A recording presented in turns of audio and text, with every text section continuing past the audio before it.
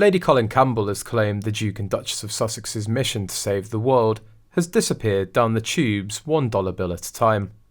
She was speaking after tax filings from Harry and Meghan's Archewell Foundation exposed a trove of bombshell revelations.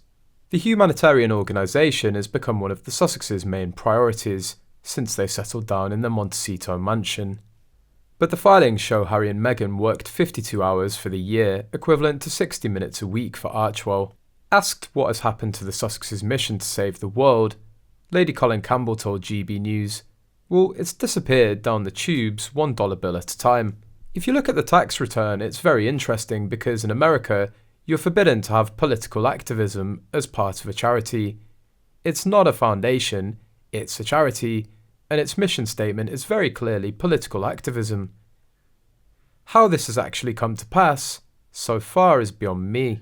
Lady C added that she's received tens of thousands of complaints about it from people saying they want to inform the IRS.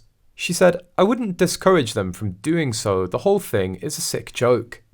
US law prohibits political campaign activity by charities and churches. Archewell says its core purpose is to do good via its non-profit work." Harry and Meghan launched Archewell in October 2020 after the royal family stopped them from using the name Sussex Royal on their commercial and charitable endeavours. Asked how Harry and Meghan can claim to care about humanitarian work but only work for 1 hour a week for charity, Kinsey Schofield said, "Remember their life of service. That catty quote when they were leaving when Megxit happened. They wanted to make sure that the royal family knew that they didn't have to be members of the royal family to live a life of service. That's not an hour a week." Harry is currently suing Associated Newspapers Limited, publisher of the Daily Mail, for invasion of privacy and other criminal activities, but it doesn't seem to be stopping the Daily Mail from diving into his tax records.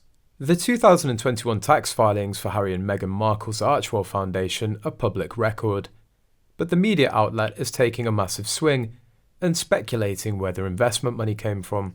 Tax records obtained by the Daily Mail show that Archewell received $13 million in donations in 2021, with $10 million coming from one donor and $3 million from another. The remaining money came from contributions and grants or investment income.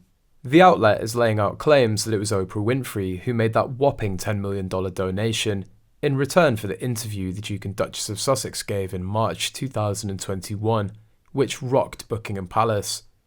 That's a pretty big rumour to put out there, especially when the Washington Post shared in a 2021 article that the media mogul sold the Harry and Meghan interview to CBS's entertainment division, the crown jewel of Viacom CBS, for a reported $7 million, while also adding in parenthesis, Harry and Meghan were not paid.